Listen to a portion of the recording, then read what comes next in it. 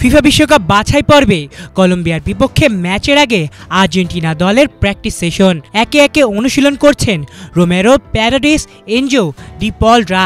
কিন্তু পুরো দলের মাঝে অনুপস্থিত একজন আর্জেন্টিনা ভক্ত হিসেবে যাকে খুঁজছে আপনার মন, যাকে কেন্দ্র করে পুরো খেলাটাই নিয়ন্ত্রণ হয় আর্জেন্টিনার। হ্যাঁ, লিওনেল মেসির কথাই বলছি। এই তো আর মাত্র একদিন পরে ফিফা বিশ্বকাপ বাছাই পর্বে কলম্বিয়ার বিপক্ষে মাঠে নামছে আলবিসেলেস্তেরা। তবে এই মহাগুরুত্বপূর্ণ ম্যাচে দলের সেরা তারকাকেই পাচ্ছে না তারা। তাই তো অ্যালেমটেনকে মিস করছে দলটির বাকি সদস্যরা, এমনটাই জানিয়েছেন আর্জেন্টিনা বস লিওনেল স্কালোনি।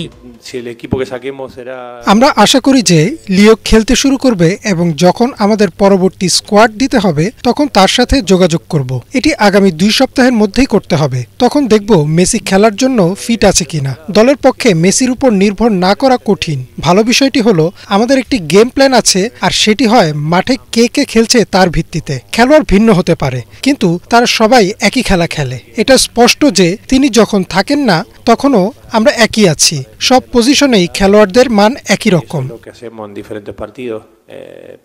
কলম্বিয়া ম্যাচের আগে আর্জেন্টিনা দলে 2 ইনজুরি।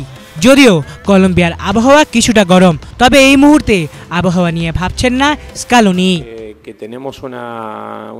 সবার জন্যই সূচিটা একই। আমি বলতে চাই না এক দল সুবিধা পাবে, তবে এটার সঙ্গে মানিয়ে নেওয়া কিছুটা অসুবিধার।